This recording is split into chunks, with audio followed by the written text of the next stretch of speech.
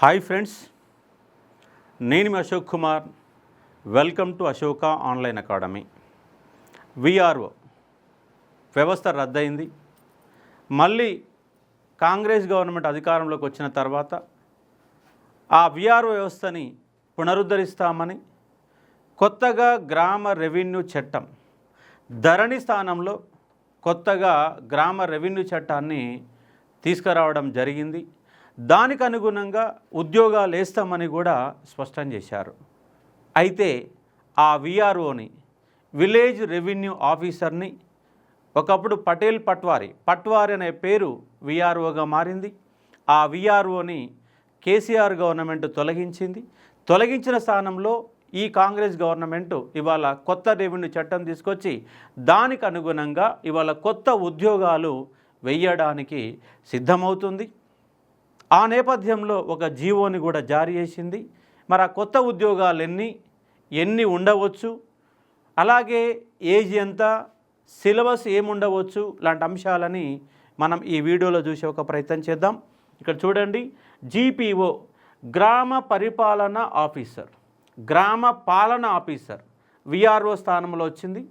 టోటల్గా ఉన్న పోస్టులు ఎన్ని, దాంట్లో పాతవారు ఎంతమంది ఉంటారు, పాతవారు కొత్త ఉద్యోగాలు ఎన్ని ఉండవచ్చు, అలాగే సిలబస్ ఏముండవచ్చు, గత పోయినసారి 2018లో ఏ సిలబస్ ఉంది, ఆ సిలబస్లో ఏమైనా మార్పులు ఉండొచ్చునా, ఏమి జరగబోతుంది, అశోక్ సార్ యొక్క అనాలిసిస్ని చూసే ప్రయత్నం చేయండి.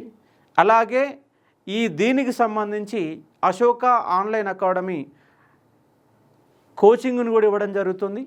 దీంట్లో భాగంగా ప్రస్తుత సిలబస్కి అనుగుణంగా ఈ యొక్క జీపీఓ కోచింగ్ ఇస్తుంది. అశోక ఆన్లైన్ అకాడమీని డౌన్లోడ్ చేసుకొని చూడండి. అలాగే కరెంట్ అఫైర్స్ అనేవి చాలా ఇంపార్టెంట్. ఆ కరెంట్ అఫైర్స్ని ఉచితంగానే అశోక ఆన్లైన్ అకాడమీ యాప్ ద్వారా మీరు చూసే ఒక ప్రయత్నం చేయవచ్చు. ఇక పూర్తి వివరాలు చెప్తాను చూడండి. గ్రామ పాలన ఆఫీసర్, గ్రామ పాలన అధికారి, మొత్తం ఎన్ని పోస్టులు ఉన్నాయి సార్ అంటే 10,954 పోస్టులని రీజనరేట్ చేయడం జరుగుతుంది. గతంలో ఉన్నటువంటి విఆర్ఓని వివిధ రకాల డిపార్ట్మెంట్లలో విఆర్ఓని రెండింటిని కూడా మొత్తంగా వేరువేరు డిపార్ట్మెంట్లలో కుదించారు. మళ్ళీ వాళ్ళందరినీ తీసుకుంటాం, దాంతోపాటు కొత్త ఉద్యోగాలు వేస్తామని చెప్పారు. ఆ లెక్కలు కనుక చూస్తే మొత్తం ఉద్యోగాలు ఎన్ని ఉన్నాయి సార్ అంటే 10,954 ఉద్యోగాలు వీళ్ళని ఐడెంటిఫై చేసినట్టు ఉద్యోగాలు. దీనికి ఆర్థిక శాఖ ఆమోదం కూడా లభించింది. నోటిఫికేషన్ తరువాయి. మరి ఎప్పుడు వస్తుంది నోటిఫికేషన్ అంటే ఎస్సీ వర్గీకరణ రాష్ట్రం అసెంబ్లీ ఆమోదం తెలిపింది, కేంద్రానికి పంపింది, రాష్ట్రపతి ఆమోద ముద్ర పొందాలా, గెజిట్ నోటిఫికేషన్ రావాలా, ఆ తర్వాత ఇక్కడ కొంత ఉద్యోగాల ప్రక్రియ స్టార్ట్ కావాలా. ఇవైన తర్వాత రావడానికి అవకాశం ఉంది. వచ్చే నోటిఫికేషన్లలో ముందుగా వచ్చే నోటిఫికేషన్ ఏంటంటే ఎస్సీ వర్గీకరణ పూర్తయిన తర్వాత ఇదే గ్రామ పాలన ఆఫీసర్ ఉద్యోగాలే మొట్టమొదటిసారి రావడానికి అవకాశం ఉంది. అట్లీస్ట్ ఇంకొక నెల నుంచి 2 నెలలు ఈజీగా పట్టడానికి అవకాశాలు ఉంటాయి. ఆప్షన్స్ ఇచ్చిన వాళ్ళు ఎంతమంది, ఈ 10,954లో ఆల్రెడీ విఆర్ఓగా వివిధ డిపార్ట్మెంట్లలో కుదించబడి మార్చబడినటువంటి వాళ్ళు మళ్ళీ ఇక్కడ రావడానికి ఇష్టం వ్యక్తం చేసిన వాళ్ళు ఎంతమంది సార్ అంటే 6,000 మంది ఉన్నారు. 6,000 మంది. వీళ్ళకు కూడా ఎగ్జామ్ పెడతారు, అంటే జనరల్ ఎగ్జామ్ కాదు, ఇంటర్నల్ ఎగ్జామ్ పెడతారు. మరి ఆ ఇంటర్నల్ ఎగ్జామ్లో 6,000 మంది పాస్ అవుతారా కారా ఒక డౌట్. కాబట్టి నేనేమంటున్నంటే 6,000 మంది రాకపోవచ్చు. కొత్త ఉద్యోగాలు 10,954 ఉండవు, వీళ్ళు కొత్త ఉద్యోగాలు పడతాయి. అంటే అట్లీస్ట్ మనకు 5 నుంచి 6,000 ఉద్యోగాలు అయితే ఖచ్చితంగా పడతాయండి. 5 నుంచి 6,000 ఉద్యోగాల మధ్య రావడానికి అవకాశం ఉంది. భారీ నోటిఫికేషన్గానే మనము చెప్పే ఒక ప్రయత్నం చేయవచ్చు. ఎందుకంటే ఒక గ్రూప్ 2 రాస్తే 1000 లోపు ఉంటాయి, గ్రూప్ 3 రాస్తే 1,500 లోపు ఉంటాయి, గ్రూప్ 1 అయితే 500 లోపు ఉంటాయి. కాబట్టి భారీ నోటిఫికేషన్. ఎస్ఐ కానిస్టేబుల్ ఒక డిఎస్సి, ఎస్ఐ కానిస్టేబుల్ ఒక డిఎస్సి, ఆ తర్వాత ఈ యొక్క గ్రామ పాలన ఆఫీసర్ జీపీఓ పడడానికి అవకాశం ఉంటాయి. 5 నుంచి 6,000 కొత్త ఉద్యోగాల సృష్టి జరగవచ్చు. కాబట్టి ఉన్నటువంటి 6,000 ఉద్యోగాలుగా లెక్కేసుకొని మీ ప్రిపరేషన్ మొదలుపెట్టండి. వీటిని 33 జిల్లాలుగా విభజిస్తారు. ఆ 33 జిల్లాకు ఉన్నటువంటి గ్రామ పంచాయతీల ఆధారంగా రెవెన్యూ గ్రామాల ఆధారంగా పోస్టులు పెరుగుతాయి. కొన్ని జిల్లాలు ఎక్కువ ఉండొచ్చు, కొన్ని జిల్లాలు తక్కువ ఉండొచ్చు. రాష్ట్ర వ్యాప్తంగా మాత్రం 6,000 ఉద్యోగాలు ఉండడానికి అవకాశం ఉన్న సందర్భంగా గుర్తుపెట్టుకోవచ్చు. దీనికి ఏజ్ ఎంత ఉంటుంది? ఏజ్ ఎంత అంటే 18 సంవత్సరాల నుంచి 44. అయితే కాంగ్రెస్ గవర్నమెంట్ అధికారంలోకి వచ్చినాక 2 ఏళ్ళు పెంచింది. ఆ పెంచిన ఏజ్ కూడా దీన్ని కూడా వర్తింప చేస్తారు, 100% వర్తింప చేస్తారు. కాబట్టి 18 నుంచి 46 సంవత్సరాల మధ్య ఉన్న వాళ్ళు అర్హత అర్హులుగా గుర్తుపెట్టుకోండి. అలాగే ఎస్సీ, ఎస్టీ, బీసీ, ఈడబ్ల్యూఎస్ ఈ వర్గాల వారికి మళ్ళొక 5 సంవత్సరాలు వర్తిస్తుంది. అంటే 51 ఇయర్స్ వరకు మీకు ఎలిజిబిలిటీ ఉంటుంది. 51 సంవత్సరం వరకు ఈ ఎగ్జామ్ రాసుకోవచ్చు. గ్రామ పాలన ఆఫీసర్ ఉద్యోగానికి మీ వయసు ఎంత అంటే 51 సంవత్సరం. అలాగే ఫిజికల్లీ ఛాలెంజ్డ్ పర్సన్స్ వారికి మళ్ళొక 5 ఏళ్ళు వస్తుంది, అంటే 10 ఏళ్ళు వస్తుంది. 46 + 10 56 సంవత్సరాల వరకు ఫిజికల్లీ ఛాలెంజ్డ్ పర్సన్కి ఏజ్ అవకాశం ఉంటుందిగా అర్థం చేసుకోవచ్చు. మరి క్వాలిఫికేషన్ ఏంటి సార్ అంటే ఇంటరే ఉన్నది. పోయినసారి 2018లో ఇచ్చిన నోటిఫికేషన్లో ఉన్న క్వాలిఫికేషన్ ఏంటంటే ఇంటర్ క్వాలిఫికేషన్. మరి ఈసారి పెంచుతారా అంటే పెంచకపోవచ్చు, ఎందుకంటే ఆల్రెడీ విఆర్ఏ ఉన్న వాళ్ళు ఉన్నారు. ఒకవేళ పెంచితే డిగ్రీ పెంచుతారు. ప్రస్తుతానికి ఉన్నటువంటి పాత నోటిఫికేషన్ ప్రకారము ఇంటర్మీడియట్ క్వాలిఫికేషన్ సందర్భానికి అర్థం చేసుకునే ఒక ప్రయత్నం చేయవచ్చు. ఒకవేళ పెడితే డిగ్రీ పెడతారు. దాదాపు అందరికీ వాళ్ళ డిగ్రీ ఉన్న వాళ్ళు చాలా ఎక్కువ మంది ఉన్నారు. ప్రస్తుతానికైతే ఇంటర్మీడియట్ క్వాలిఫికేషన్గా అనుకోండి. మరి సిలబస్ ఏముంటుంది సార్? సిలబస్ ఏముంటుందంటే పాత సిలబస్ ప్రకారం అయితే 150 మార్కుల పేపర్ ఉంది. పాత సిలబస్ ప్రకారం 75 మార్కులు ఒక పార్ట్ 1గా, 75 మార్కులు పార్ట్ 2గా, 150 మార్కుల క్వశ్చన్ పేపర్ ఉన్నది. మరి ఈసారి మారుతుంది అంటే మారొచ్చు, ఎందుకంటే కొత్త రెవెన్యూ చట్టం వచ్చింది. ఆ కొత్త రెవెన్యూ చట్టం పెట్టే అవకాశాలు ఉంటాయి. మరి ఎక్కడ పెడతారు? జిఎస్లో పెడతారా లేదంటే సెక్రటేరియల్ ఎబిలిటీస్లో పెడతారా అనేది చూడాలి. సిలబస్ అయితే కొంత చేంజ్ అవుతుంది, ఎందుకంటే దీంట్లో ఆల్రెడీ 2 మార్కులు ఉంది, 2 కాన్సెప్ట్లు ఉంది. జనరల్ నాలెడ్జ్ అని ఇచ్చారు. ఆ జనరల్ నాలెడ్జ్లో ఏమేమి ఇచ్చారు సార్ కనుక మీరు చూసే ఒక ప్రయత్నం చేస్తే కరెంట్ అఫైర్స్ అంటే జిఎస్ అయితే ఏదైతే సిలబస్ ఉందో, జనరల్ స్టడీస్ అయితే సిలబస్ ఉందో ఆ సిలబస్ మొత్తం కూడా ఇచ్చారు.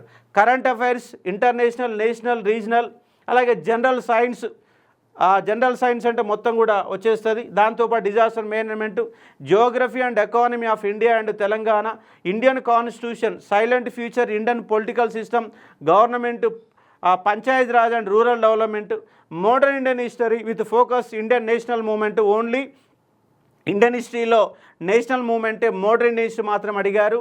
History of Telangana and Telangana movement, Telangana history కూడా అడిగారు. అలాగే society, culture, heritage, arts and literature of Telangana history and మూవ్మెంట్కి సంబంధించిన కల్చర్ ఇచ్చారు.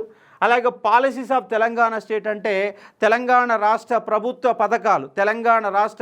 పథకాలు, అలాగే ethics, sensitive to gender and weaker section, social awareness అనే కాన్సెప్ట్లలో ఎథిక్స్ అనే సిలబస్ పెట్టారు.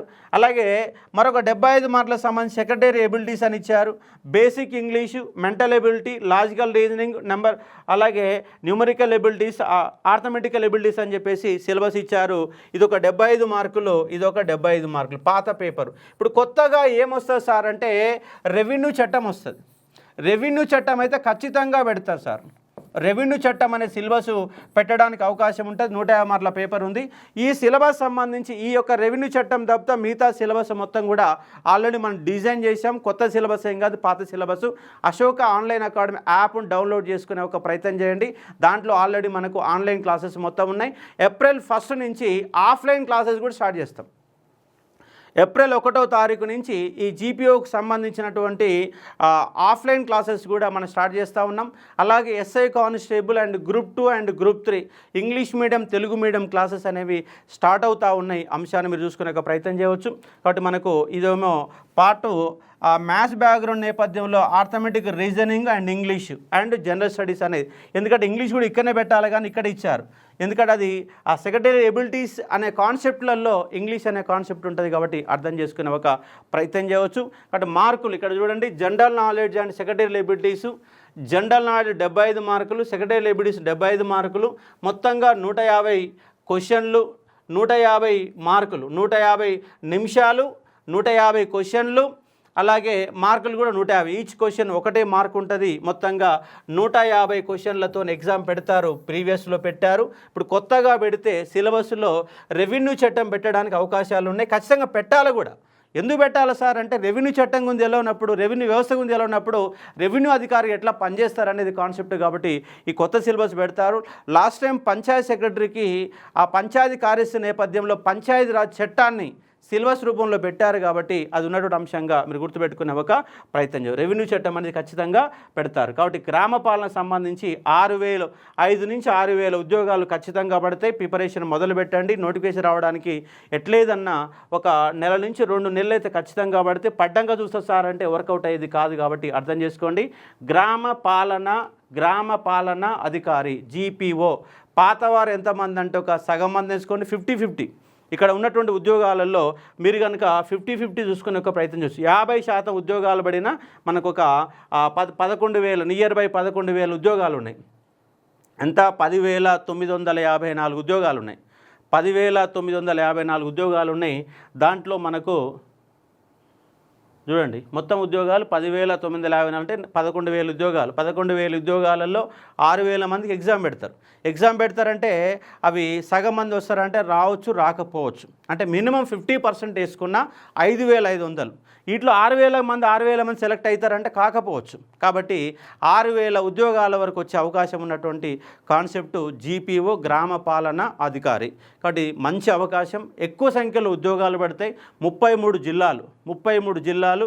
ఒక్కొక్క జిల్లాకి ఎట్లేదన్నా పెద్ద జిల్లాలకైతే ఒక 300 వరకు, చిన్న జిల్లాలైతే 200 వరకు ఉద్యోగాలు రావడానికి అవకాశం ఉంటాయి. దాంట్లో రిజర్వేషన్లు దాంట్లో ఉంటాయి. కాబట్టి పోటీ కూడా చాలా ఎక్కువగా తీవ్రతరంగా ఉంటుంది. మ్యాథ్స్ బ్యాక్గ్రౌండ్ ఉన్న వాళ్ళ ఉన్నటువంటి సిలబస్ కూడా దీంట్లో ఉన్నది కాబట్టి అది కూడా చూసుకోండి. ఆర్ట్స్ బ్యాక్గ్రౌండ్ ఉన్న వాళ్ళు కొంత VRO నేపథ్యంలో ఆర్థమెటిక్ రీజనింగ్ పైన గ్రిప్ సంపాదించే ఒక ప్రయత్నం చేయాలా. ఈ సిలబస్ అనాలిసిస్ పైన ఎలా చదవాలా, ఏం చదవాలా GPO అనే కాన్సెప్ట్లలో మరొక వీడియోలో కూడా మీ ప్రిపరేషన్ విధానాన్ని ఇస్తాను.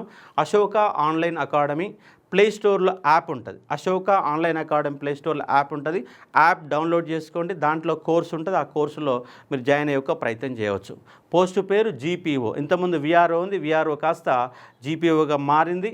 గ్రామ పాలన ఆఫీసర్ అని. ఎందుకంటే ఏదో కొత్తగా ఉండాలని కొత్తగా పెట్టారు. అదే VRO అని పెడితే అయిపోయింది కదా. ఎట్లాగా రెవెన్యూ వ్యవస్థ కాబట్టి VRO అని పెడితే అయిపోయేది. కానీ మళ్ళీ కొత్తగా అదే పేరు ఎందుకు ఉంచాలి, అది రద్దయిన వ్యవస్థ అని చెప్పేసి కొత్తగా పేరు మార్చారు తప్ప దాంట్లో ఏం లేదు. కాబట్టి ఉన్నటువంటి సిలబస్ 150 మార్కులు, ఒకటి జనరల్ స్టడీస్, 2 సెక్రటరీ ఎబిలిటీస్ అంటే ఆర్థమెటిక్ రీజనింగ్ అండ్ ఇంగ్లీష్ అన్న పాయింట్ నేపథ్యంలో గుర్తుపెట్టుకునే ఒక ప్రయత్నం చేయవచ్చు. టోటల్ సిలబస్ పైన VRO ఈ GPOలో సిలబస్ ఏముంటుందన్న నేపథ్యంలో మరొక వీడియో పాయింట్ టు పాయింట్ కూడా మీకు చెప్పే ఒక ప్రయత్నం చేస్తాను, చూసుకుందాం. కాబట్టి ఉన్నటువంటి ఇది ప్రిపరేషన్ అయితే మొదలు పెట్టండి. Ashoka online academy app download చేసుకోండి. దాంట్లో కోర్స్ అనేది మీకు ఉంటుంది. ఆ కోర్సులో జాయిన్ అయితే మీ క్లాసెస్ మొత్తం కూడా వస్తాయి.